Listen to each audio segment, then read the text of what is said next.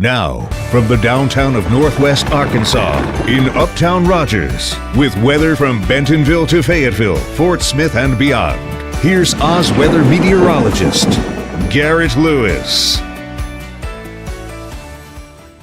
Hey, and good evening to you. It is almost 8 o'clock, 7:45, coming up on May 15th. And hey, we've got some rain moving in. Of course, some of you saw rain today. It was mostly across the Ozarks of Benton and Washington County. Got some rain in Bentonville, had some rain in Rogers and in Fayetteville. Most of that stuff just clipped the state, though. So where are we at? What's happening next, and what's the weather going to be like for graduation, right? Let's take a look outside right now. Right now, this is Grand Avenue in Fort Smith, looking north, some high clouds. Hey, those high clouds are ahead of the next system.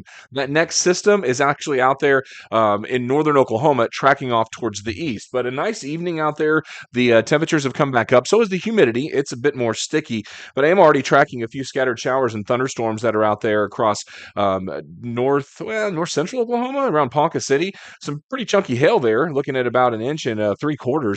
That's tracking to the southeast. Now, these storms will weaken by the time they get here, but this will be the first wave to arrive, and then more additional showers and storms are developing. They're out to the west. See if I can load a different radar source here. I'll load Vance, and then I'll load Frederick if it doesn't show up on this one. But you've got, there you go. So you got a whole gaggle of storms out there starting to take shape here in western Oklahoma. These are all going to track towards the east. It looks like this on the big picture view, and I thought what I'd do first is just show you where the rain fell today. This is a map, 24-hour rainfall totals with current surface analysis. So you can see the front, the low, and the warnings. If you drill in here, though, you can see we got the rain. Man, it really rained good around Green Forest and Berryville today. Those green colors are close to an inch. It's close to about a half inch in Rogers on down towards the south and to the southeast. So we did get a little bit of showers that moved through earlier in the day, but so far, most of the rainfall continues to be just to the west. Let me show you that right now on a big picture view of how this is tracking. This is moving in west to east. That larger area of rain that I just showed you a moment ago, that stuff that's out here in Oklahoma, this blob, it's headed this way. So we're going to get rain with this. It's going to take a lot of time to get here, though. It'll be late tonight into Thursday. And we'll have several waves of rainfall, so it's not a nonstop rain. But I think for the morning drive, and the reason I wanted to do a video this evening was just to give you a heads up that tomorrow morning's drive to work, or even the kids at the bus stop, could be a little bit soggy in spots with this next system that's moving in. So you can see that out there tracking in from the west to east. That system's going to be making its way in and bringing us some showers and some thunderstorms tonight and tomorrow. Again, doesn't look like they're going to be that intense as far as the severity goes. Looking at the satellite, another big view of this thing, those storms to the north are pretty severe. You can tell by the bubbly nature of the cumulonimbus. What's really cool is these overshooting tops as the sun sets creates a shadow on the other side. Isn't that fabulous? Look at that northwest of Bartlesville, those little dark spots. I'll zoom out. You can probably see it better, but you can see those overshooting tops indicating a very vigorous updraft, which also indicates a higher severe potential and the risk of some larger hail. So that's what we're watching here on the satellite and radar. A couple high clouds here at home. Hasn't been that big of a deal in Rogers and Fayetteville and Bentonville. Those clouds are going to thicken up tonight, and then the rain will ensue a little bit later after that. So let's get over to the old simulated radar here, and let's look at two different models. Computer models, I'm oversimplifying the heck out of this, but they can be broken down in three ways. The high-res, short-range, fine models, the medium range models that go out about 2 or 3 days, the high res only goes out about a day or less, and then the global models, which go out about 14 days, but anything past a week or so is usually just trash or a trend. A trendy trash. Maybe I just created a new weather phrase there. In other words, don't believe the extended forecast after day 4. Usually it's just a guess and it's just a trend. So here's where we are now. This is the medium range model, the North American model, 3 kilometer. I thought it did a good job of showing the rain arriving.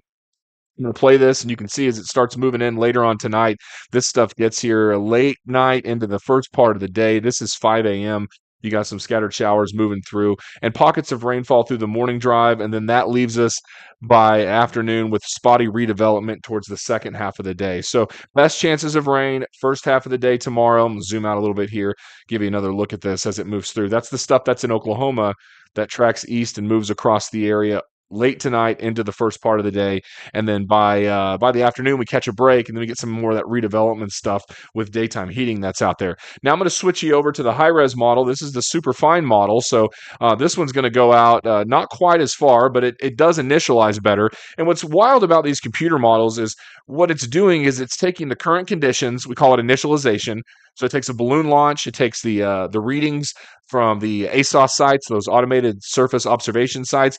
It takes all this data and it throws it into an algorithm and spits out data. It's like the old school AI, right? I mean, you're taking a bunch of data sets and you're extrapolating it or looking at it through time. Problem is, if you get one hiccup, the hiccup multiplies, and then you got two, and then you got four, and then you got thousand. And that's why the forecasts are more incrementally wrong as you go through time. So the high res model, it runs more layers in the atmosphere. So it takes longer to run. So it's shorter duration, but you get a finer resolution of what would take place with the storms. Medium range models, they're stepped out a little bit more in the atmosphere. They cut slices a little bit bigger so they don't capture some of the higher res stuff. And then the long range models, they're global models, they're spectral models. They operate completely differently.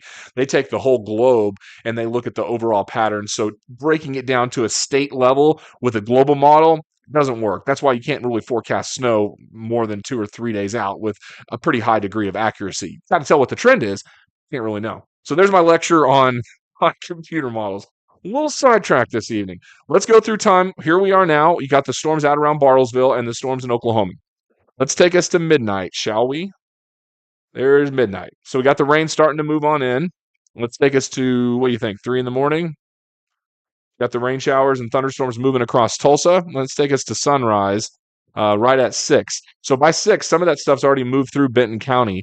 And then heading into the 7 o'clock hour, this is what I meant by that drive time rain. 7, 8 o'clock, looks like scattered showers. Does not look like severe weather, although there could be some embedded thunderstorms that are out there. But these are going to be tracking throughout the first part of the day. And then we do get some more redevelopment in the afternoon and evening. Let's see here. Where are we at? This is it's going to be 1, 2, 3, 4, 5 o'clock. So better chances of rain towards the second half of the day. Probably Fort Smith, 5, 6 o'clock. This is moving up on 7. So you'll see some of that in there. Just for giggles, let's take a look at a global model, right? Let's just see what's happening here. Now, the steps through time are different too. So the high-res model can go as fine as 15 minutes. The medium range model can go as fine as 3 hours, most of the time it's 6. The global models are typically every 6 or 12 hours. And then when you get really out through time, it's like 24 hours apart. So you're only looking at 7 in the morning each day. And then you got to kind of guess what's happening in the middle. So this is a look at the global model for this would be at 10 o'clock tonight, showing those storms in around Bartlesville tracking to the north. And then as we go into the overnight hours, late tonight, this is tomorrow morning. See, it doesn't really do a good job resolving the individual storms that are out there, but it does show rain. The point is, all three of these models, which use different parameters, all show rainfall. What I wanted to do, though, is go back to that medium range model real quick and look at Friday, because there's a lot of graduation plans. And the point of showing all this to you is really just to say, it's going to rain tonight and tomorrow morning, with redevelopment tomorrow evening. Bottom line. So if you want to turn this off, you can now. But that's really what I was trying to show you. This is a look at the medium range model, and I'm going to take us all the way out into time to Friday. So what day is today? 15th. So tomorrow's the 16th. Let me jog ahead to the 17th. This is Friday morning. So we've got some spotty rain that's out there. And then as we get into the afternoon, you do see more showers breaking out around 1 o'clock, with that rain lingering through the 3 and 4 o'clock hour. This is 7 o'clock at night. I do think we're going to have some showers out there for those outdoor graduations. So you'll need to have a backup plan, and you'll need to follow the weather closely. If I switch over to the other high res model for Friday at 7 o'clock, you can see it kind of shows a little bit in here out around Fort Smith. And one of the things that I'll do when we do analysis is we'll look at how this model has trended. So this is the latest run of the model, right? Let's go back one at the same time, see what it did. So now it's a little farther to the west. See the difference? Looking at this exact same time, guys, the model's showing two different things. Let's go back another model run. That model run didn't show anything. Let's go back one more. That showed a lot.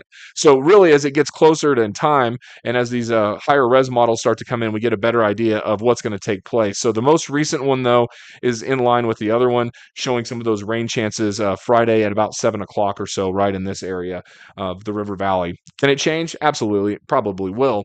But I do think rain is still a possibility for outdoor graduations pretty much across the area. That includes Northwest Arkansas, despite the fact that the model's showing it around Huntsville. There's still some stuff that's flirting around Fayetteville in there later in the evening. So it's still a very unsettled weather pattern. So, in a nutshell, what is going to happen? Well, overnight, rain moves in. You'll hear some thunder. A severe weather threat is low. For the morning drive, plan on scattered showers. That means crash derby on I-49 and 540. I don't know why. People just can't drive anyway, and you throw some rain out there, and then, yeah, it's not fun. And then as we go into the evening, we'll see spotty redevelopment, okay? Friday, we get another wave of rain during the day. It lingers into the evening, and it may affect graduation.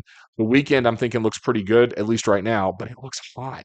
Like, I think Fort Smith could get to 90.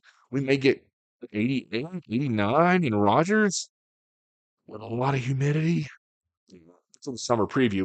But then as we get into next week, the pattern does turn more active with severe weather. So we've been lucky so far this week. It's been a lot more calm and quiet. We've had some showers, but we haven't had a whole lot of severe weather. But as we move into next week, I think things do get a little bit more active. Have a great evening out there. I'll see you guys back here coming up tomorrow morning with another update on what's going on with the overnight data coming in and fill you in on what the latest is.